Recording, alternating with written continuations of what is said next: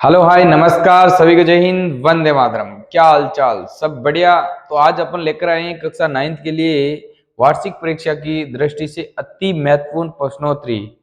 आज अपन पहला चैप्टर जिसका नाम है हमारे आसपास के पदार्थ उसका एकदम सुपड़ा साफ करने वाले हैं। चलिए, तो आज का अपना पहला प्रश्न आया है हमारे बीच। जो पहला प्रश्न रहने वाला है आज का अपना, ठीक है, पदार्थ के कणों के बारे में इनमें से कौन सा कथन सत्य है।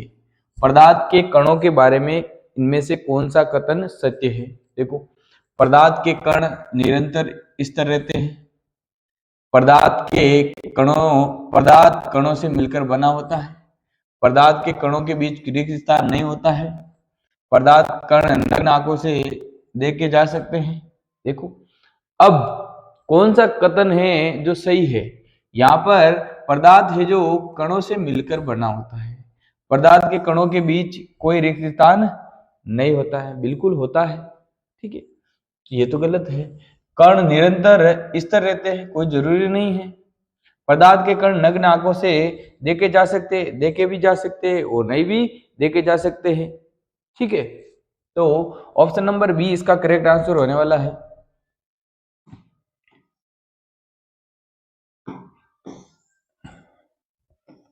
नेक्स्ट पर्सन, अगला पर्सन है हमारा कि भाई वैज्ञानिकों ने ब्रह्मांड की प्रत्येक वस्तु को किस नाम से पुकारा है।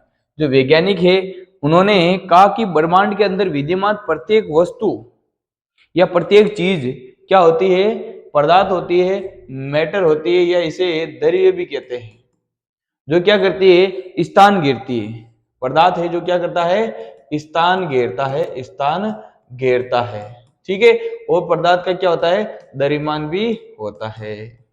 जिसका द्रव्यमान होता है, स्थान घेरता है, उसे क्या कहते हैं, पदार्थ कहते हैं। चलिए नेक्स्ट क्वेश्चन,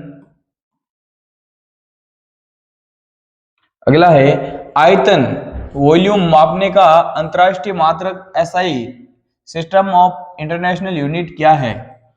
देखो, किलोग्राम होता है वो द्रव्यमान का मात्रक होता है। किसका, द्रव्यमान का। ठीक है, और जो यहां पर आयतन है, आयतन देखो लीटर, यहां पर दो दे रखा है, एक तो लीटर और दे रखा है घन मीटर। तो ये मीटर, देखो घन मीटर, ये लीटर ये भी आयतन को मापता है, और मीटर ये किसको मापता है, ये दूरी को मापता है। किसको मापता है, दूरी को।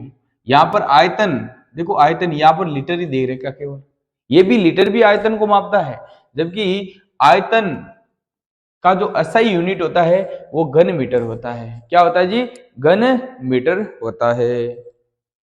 चलिए अगला प्रश्न हमारा,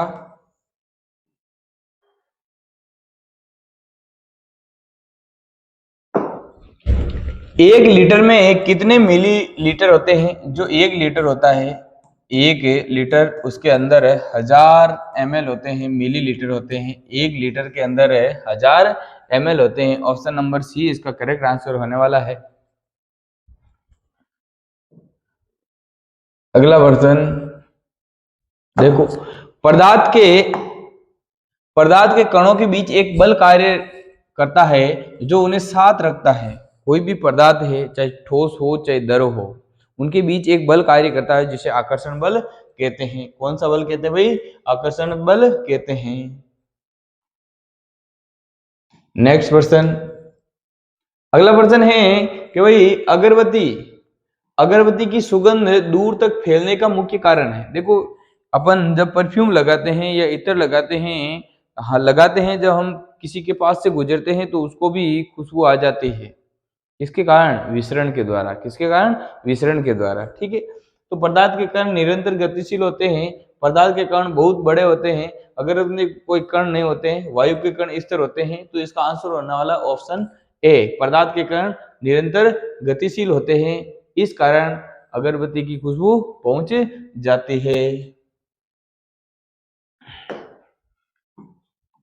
आगे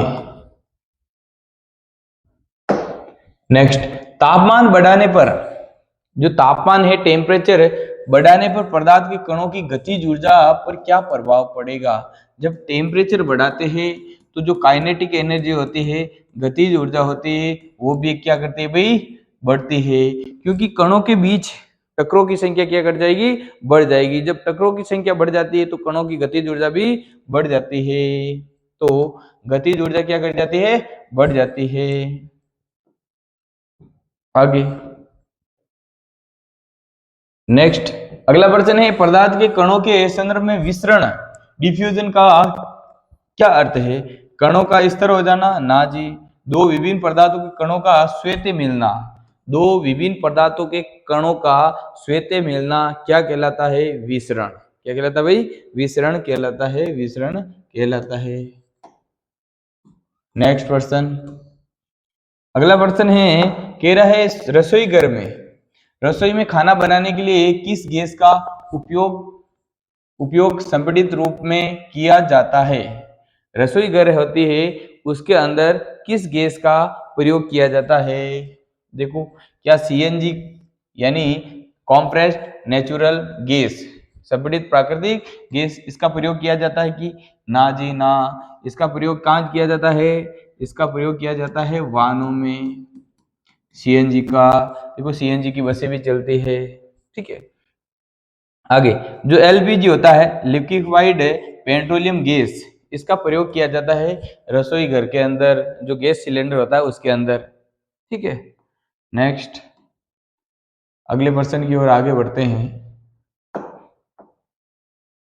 प्रश्न है, गैसों की संपीड्यता के बारे में क्या सही है। जो संपीड्यता होती है उसके बारे में क्या सही है। गैसों की संपीड्यता ठोस और द्रव से बहुत कम होती है। गैसों की संपीड्यता ठोस और द्रव से बहुत कम होती है, ना जी, ये तो गलत बात है, ठीक है। आगे, गैसों की संपीड्यता ठोस और द्रवों की तुलना में काफी अधिक होती है, बिल्कुल राइट बात है। जो गैसों की संपीड्यता होती है वो सर्वाधिक होती है, ठीक है। सर्वाधिक संपीड्यता किसकी होती है, गैसों की होती है। फिर किसकी, फिर होती है द्रव की। फिर सबसे कम किसकी होती है, ठोस की संपीड्यता सबसे कम होती है। सर्वाधिक संपीड्यता किसकी होती है, गैसों की। अगला नेक्स्ट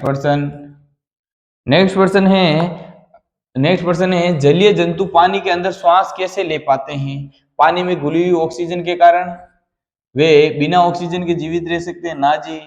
वे पानी के बाहर से हवा खींचते हैं, ना जी। केवल कार्बन डाइऑक्साइड के कारण, ना जी। तो ऑप्शन नंबर ए, जो जलीय जंतु होते हैं वो जल के अंदर घुलनशील ऑक्सीजन का क्या करते हैं, प्रयोग करते हैं। देखो, जो यहाँ पर मानो कि ये कोई पौंड है, तालाब है, इसके अंदर क्या है, कोई मछली है। क्या है जी, मछली है। ये मछली है, मछली क्या होती है, जल की रानी होती है। जीवन उसका क्या होता है, पानी होता है। तो ये मछली होती है, मछली है जो क्या करती है, जल के अंदर घुलनशील ऑक्सीजन का क्या करती है, प्रयोग करती है, ठीक है। वो मछली है जो अपने गलफड़े के द्वारा क्या करती है, श्वसन करती है। चलो जी, अगला नेक्स्ट प्रश्न है लाला, कह रहा है द्रव लिक्विड्स के बारे में कौन सा कथन सत्य है। जो द्रव होते हैं, द्रव पदार्थ, देखो जो पदार्थ की तीन अवस्था होती है, जो पदार्थ होता है उसकी मुख्य रूप से कितनी होती है, तीन अवस्था, ठोस, द्रव और गैस। ठोस, द्रव और गैस। जो ठोस पदार्थ होते हैं उसका आकार व आयतन क्या होता है, निश्चित।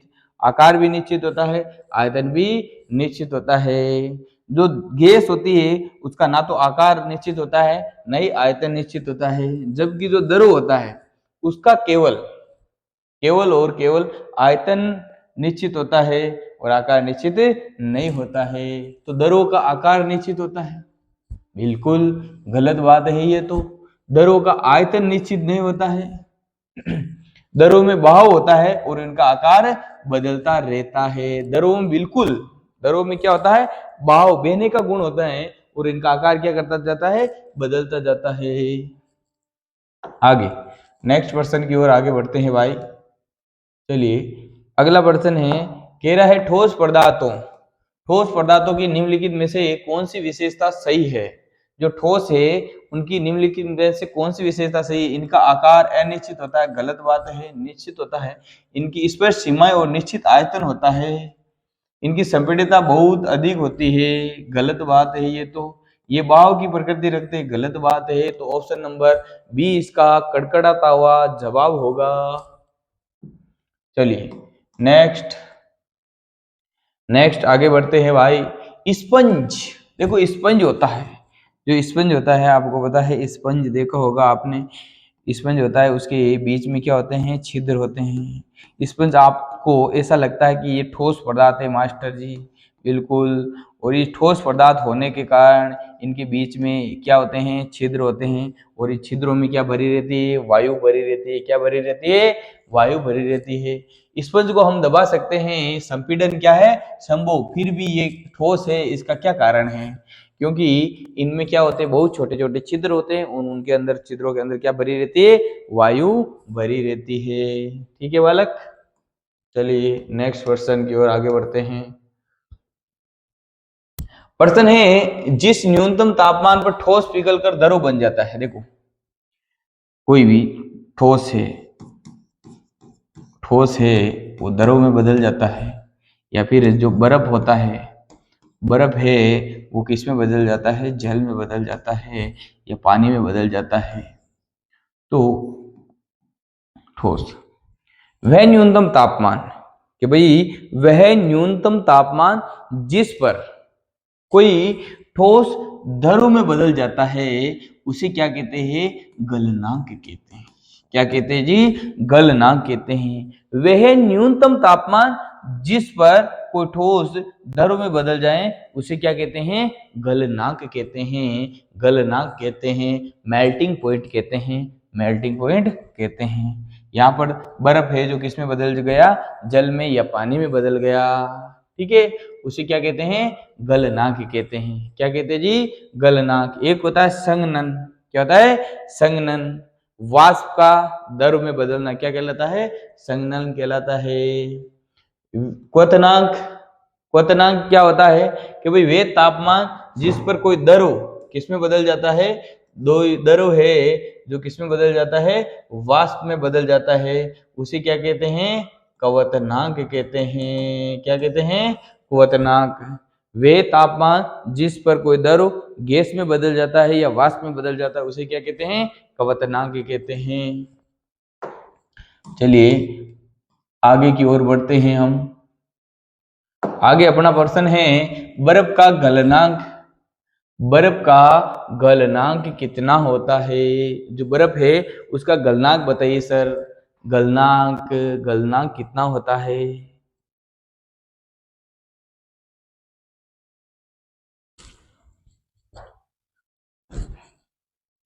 तो बर्फ का गलनांक कितना होता है भाई? बर्फ का गलनांक होता है 273 केल्विन। 273 केल्विन होता है। बर्फ का गलनांक कितना होता है? कि भाई 273 केल्विन। गलनांक का मतलब होता है कि बर्फ है जो कितने डिग्री पर गल जाता है या गलना शुरू हो जाता है। जो यदि इसे सेल्सियस में बदलें तो सेल्सियस में कितना आएगा भाई? सेल्सियस में कितना आएगा? 0 डिग्री सेल्सियस आ जाएगा। कितना? 0 डिग्री सेल्सियस आ जाएगा। ठीक है, तो ये होता है। अगला प्रश्न है, नेक्स्ट अगला प्रश्न है, ठोस से द्रव में होने वाले परिवर्तन को क्या कहते हैं? जो ठोस से कोई पदार्थ है द्रव में बदल जाता है तो उसे कहते हैं, देखो ठोस से किस में बदला है? द्रव में, तो उसे कहते हैं संगलन। क्या कहते हैं? संगलन कहते हैं, या इसे पिघलना भी कहते हैं। क्या कहते हैं भाई? पिघलना। ठीक है, और जब कोई ठोस से पुनः, द्रव से कोई पुनः ठोस बन जाता है तो उसे कहते हैं जमना। क्या कहते हैं जी? जमना कहते हैं, जमना कहते हैं। ठीक है, अब यहां पर आपके लिख रखा है ऊर्ध्वपातन। जब कोई पदार्थ ठोस से सीधा किस में बदल जाता है? गैस में बदल जाता है, तो उसे क्या कहते हैं? ऊर्ध्वपातन कहते हैं। क्या कहते हैं? ऊर्ध्वपातन। और एक लिख रखा है वाष्पीकरण। क्या लिख रखा है? वाष्पीकरण। द्रव का गैस में बदलना क्या कहलाता है? वाष्पीकरण कहलाता है। सामान्य ताप पर, सामान्य ताप दाब पर क्या करता है? कोई द्रव गैस में बदल जाता है, उसे क्या कहते हैं? वाष्पीकरण। तो इसका आंसर हो जाएगा संघनन। क्या हो जाएगा? संघनन। चलिए अगला प्रश्न है, कह रहा है कि भाई गलने की प्रक्रिया के दौरान, गलने की प्रक्रिया के दौरान जब तक पूरी बर्फ पिघल नहीं जाती तापमान में क्या बदलाव आता है? गलने की प्रक्रिया के दौरान जब तक बर्फ पूरी तरह नहीं पिघलता है उस समय क्या रहता है? तापमान स्थिर रहता है, एक समान बना रहता है, एक समान बना रहता है। चलिए नेक्स्ट प्रश्न, अगला प्रश्न है, द्रव अवस्था में परिवर्तित हुए बिना ठोस अवस्था से सीधे गैस में बदलने की प्रक्रिया को क्या कहते हैं? उदरोपातन कहते हैं। उदरोपातन कहते हैं। यहाँ पर एक निक्षेपण दे रखा है, वो जब कोई पदार्थ गैस से डायरेक्ट किस में बदल जाता है? ठोस में बदल जाता है। गैस से ठोस में बदल जाता है तो उसे क्या कहते हैं? निक्षेपण कहते हैं। चलो अगला प्रश्न है जी, शुष्क बर्फ या ड्राई आइस किसे कहा जाता है? बहुत शानदार प्रश्न है, ये पूछा जाता है परीक्षा में। जो ठोस कार्बन डाइऑक्साइड होती है, ठोस CO2 होती है, उसे क्या कहते हैं? शुष्क बर्फ कहते हैं। शुष्क बर्फ कहते हैं। ये प्रश्न कई बार पूछा गया है भाई, ध्यान रखना। ठीक है, अगला प्रश्न, वायुमंडलीय दाब पर एटीएम एटमॉस्फेयर पर वह तापमान जिस पर द्रव उबलने लगता है, कोई भी पदार्थ है जो उबलने लगता है यानी द्रव उबलने लगता है उसे क्या कहते हैं? बॉइलिंग पॉइंट कहते हैं, क्वथनांक कहते हैं। या इसकी परिभाषा ऐसे भी हो सकती है कि भाई वह तापमान जिस पर कोई द्रव गैस में बदल जाता है उसे क्या कहते हैं? क्वथनांक कहते हैं। ठीक है, चलिए अगले प्रश्न की ओर आगे बढ़ते हैं अपन। अगला प्रश्न है, जल के लिए क्वथनांक का मान केल्विन में कितना होता है? क्वथनांक के अंदर, क्वथनांक के अंदर केल्विन के अंदर मान कितना होता है? बताओ जल्दी, कितने केल्विन? यानी क्वथनांक का मतलब कितने कितने केल्विन पर है जो कोई द्रव पदार्थ है जो वाष्प में बदल जाएगा या गैस में बदल जाएगा? किसमें? गैस में। जल्दी से बताओ, जल्दी से बताओ।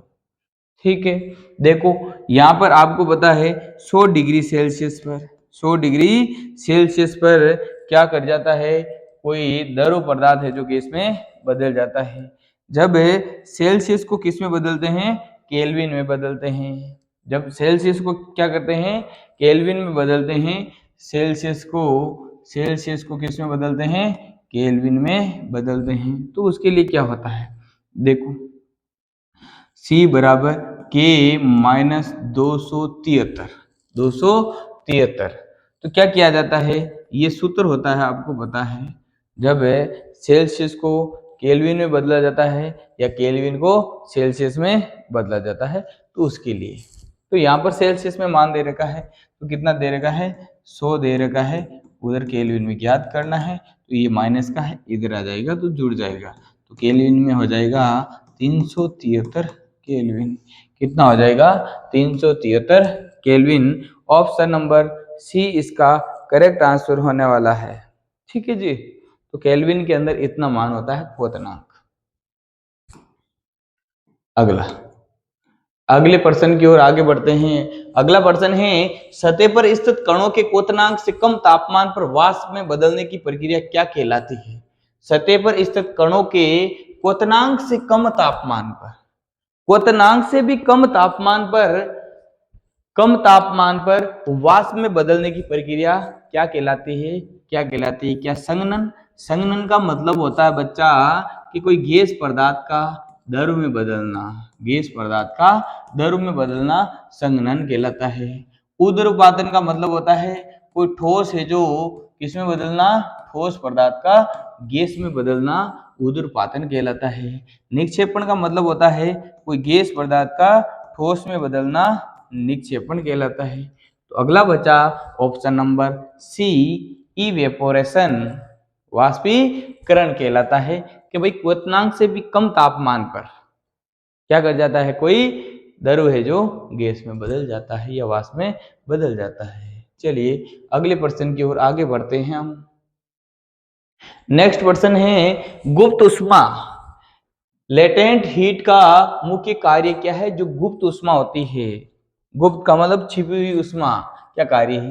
पदार्थ का तापमान बढ़ाना, पदार्थ के कणों के बीच आकर्षण बल को तोड़कर अवस्था बदलना, पदार्थ के कणों को स्थिर रखना या पदार्थ को रंग देना। ये तो बहुत ही गलत है। तो ऑप्शन नंबर बी इसका करेक्ट आंसर होने वाला है कि पदार्थ के कणों के बीच आकर्षण बल को तोड़कर क्या करना, अवस्था बदलना। अगला चलिए नेक्स्ट प्रश्न है, अगला प्रश्न, दाब बढ़ाने और ताप घटाने, जब प्रेशर को क्या कर देंगे भाई, बढ़ा देंगे और तापमान को क्या कर देंगे, घटा देंगे। प्रेशर बढ़ा रहे हैं और तापमान घटा रहे हैं, घटाने से गैस की अवस्था पर क्या प्रभाव पड़ सकता है? गैस ठोस में बदल जाती है? ना जी, ना जी।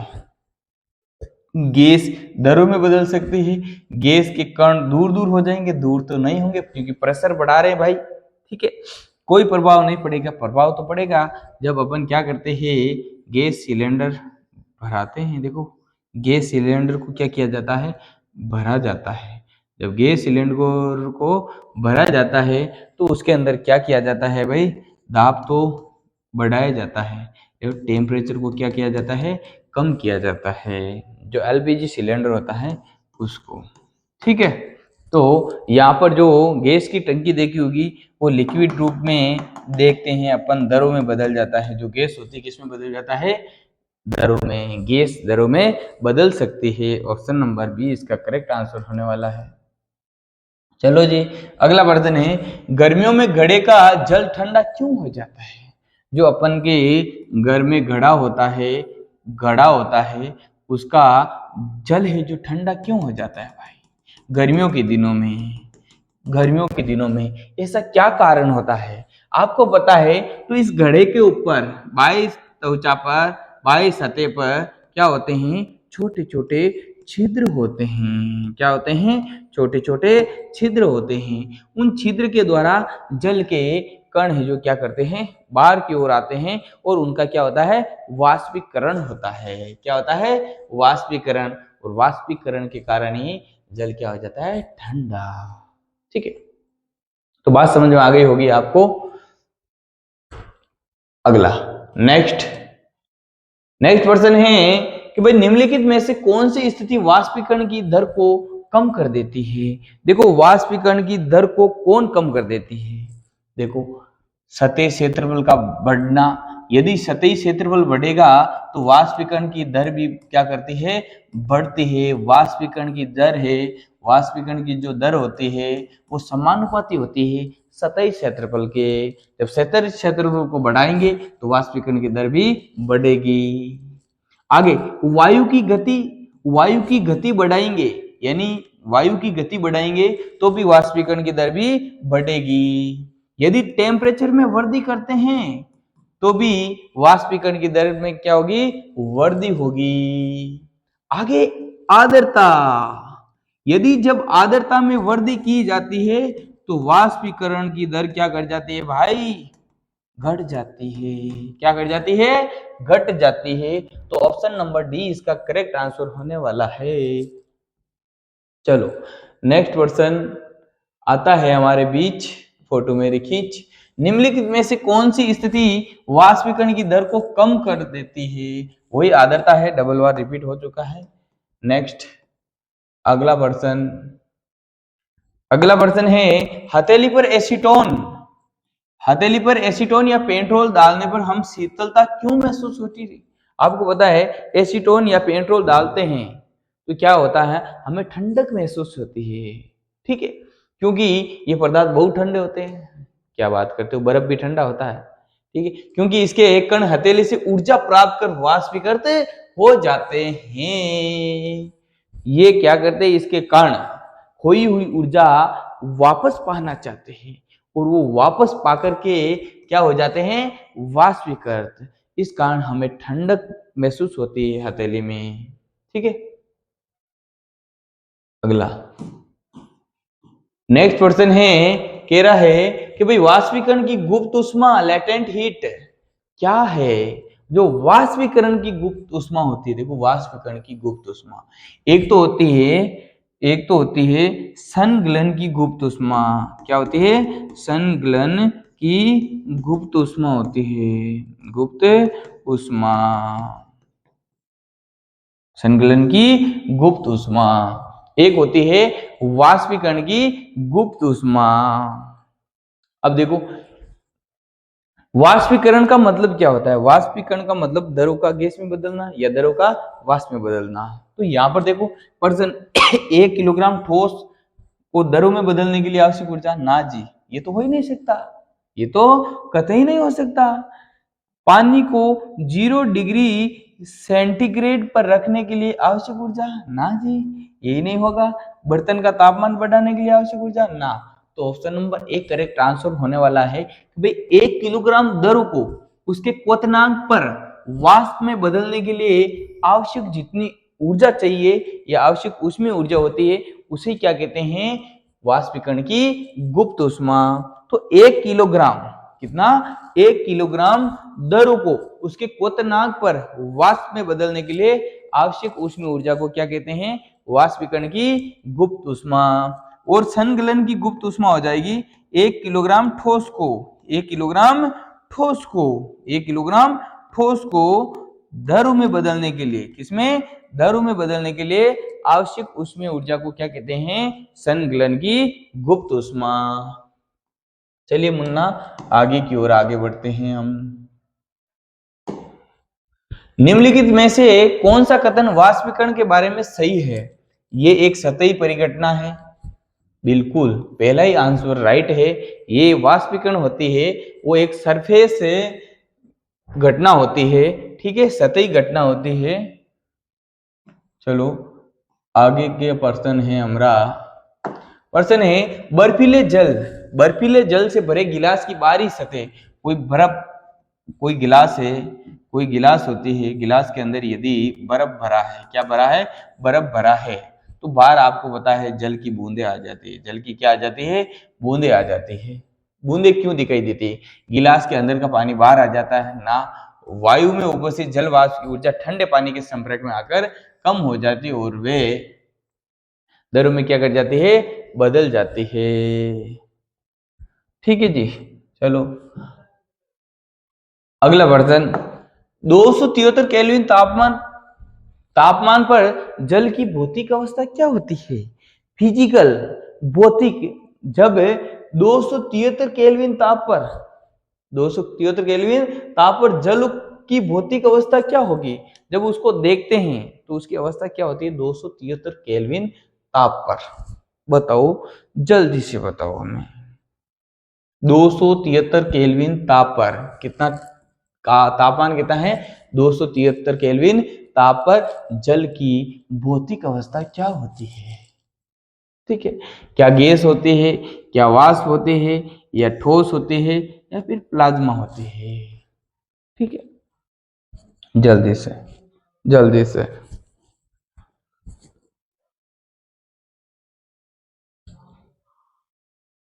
हाँ जी आ गए आंसर, अरे आ गए क्या। तो यहाँ पर जो 273 केल्विन ताप होता है उस पर जो जल है उसकी भौतिक अवस्था कैसी होती है, ठोस होती है, बर्फ होती है, या फिर आप इसे कह सकते हो कि भाई 0 डिग्री सेल्सियस पर क्या कर जाता है, जल है जो जम जाता है, ठोस हो जाता है, बर्फ हो जाता है। ठीक है जी, तो क्या होती है, बर्फ होती है, ठोस होती है। आगे उदरपातन प्रक्रिया का सही उदाहरण है बर्फ का पिघलना, ना जी बर्फ का पिघलना तो क्या हो जाएगा, संगलन हो जाएगा, संगलन हो जाएगा। पानी का उबलना वाष्पीकरण हो जाएगा, क्या हो जाएगा, वाष्पीकरण। कपूर का सीधे गैस में बदलना, राइट, कपूर का सीधे गैस में बदलना, ये किसका उदाहरण है भाई, उदरपातन का। अगला प्रश्न है, तापमान मापने का SI मात्रक क्या है? सेल्सियस है, केल्विन है, फ़ारेनहाइट है। तापमान मापने का SI मात्रक क्या होता है भाई? वो होता है केल्विन। क्या होता है? केल्विन होता है। केल्विन होता है। पास्कल किसका होता है? दाब का SI मात्रक। देखो अगला, पदार्थ की वे अवस्था जिसमें कणों के बीच आकर्षण बल सबसे अधिक होता है। आकर्षण बल सबसे, देखो ठोस, द्रव और एक होती है गैस। जो पदार्थ के कण हैं उनके बीच सर्वाधिक आकर्षण बल होता है ठोस में, उसके बाद में होता है द्रव में, उसके बाद में होता है सबसे कम गैस में। गैस में सबसे कम होता है, तो सबसे अधिक किसमें होता है? ठोसों में आकर्षण बल। अगला, वाष्पीकरण की गुप्त ऊष्मा क्या है? वाष्पीकरण की गुप्त ऊष्मा क्या है? वही है 1 किलोग्राम द्रव को वायुमंडलीय दाब और क्वथनांक पर गैस में बदलने के लिए आवश्यक उसमें ऊर्जा। अगला प्रश्न है भाई, अगला प्रश्न है दाब का SI मात्रक, अंतरराष्ट्रीय मात्रक क्या होता है? वो होता है पास्कल। क्या होता है? पास्कल होता है दाब का जो SI मात्रक होता है। कितना होता है? पास्कल। और आपको पता है एक एटीएम में कितने पास्कल होते हैं? 1.05 × 10⁵ 5 पास्कल होते हैं एक एटीएम में। ठीक है। न्यूटन किसका मात्रक होता है? बल का। किलोग्राम द्रव्यमान। केल्विन किसका होता है? तापमान का SI मात्रक। आगे, निक्षेपण क्या होता है? निक्षेपण क्या होता है? ठोस से सीधे गैस में बदलना। ठोस से सीधे गैस में बदलना। ठोस से सीधे गैस में बदलना ना जी, ये नहीं होगा। ठोस से सीधे गैस में बदलना नहीं होगा। गैसीय पदार्थ सीधे ठोस अवस्था में आ जाता है। ऑप्शन नंबर सी इसका करेक्ट आंसर होने वाला है। ठीक है जी। अगला प्रश्न है 300 केल्विन तापमान का सेल्सियस इकाई में मान क्या होगा? 300 केल्विन तापमान का सेल्सियस में मान क्या होता है? देखो सेल्सियस में, ठीक है, 273 सेल्सियस बराबर केल्विन माइनस 273। जो सेल्सियस इकाई में मान क्या होगा? केल्विन। C बराबर 300 माइनस 273। तो सेल्सियस में कितना आ जाएगा? घटा लोगे आप 27 degree Celsius. 27 degree Celsius. Option number B इसका करेक्ट आंसर होने वाला है।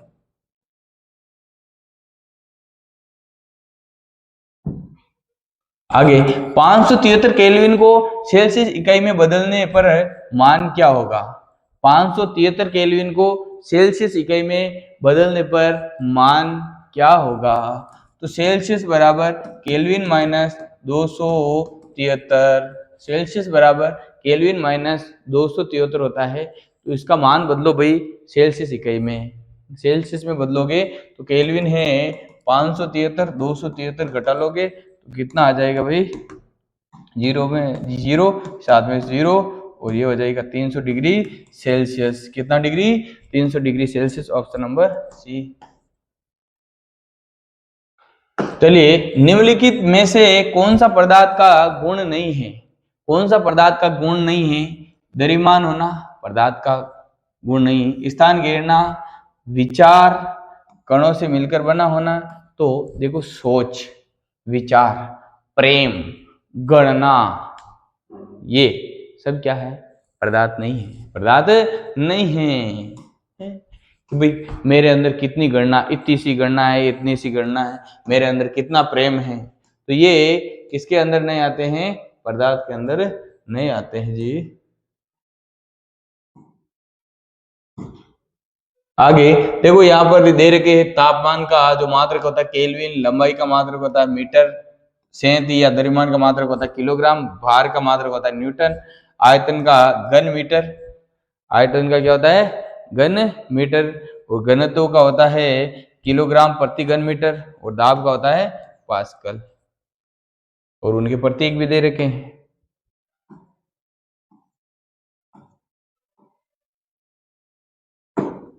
आगे,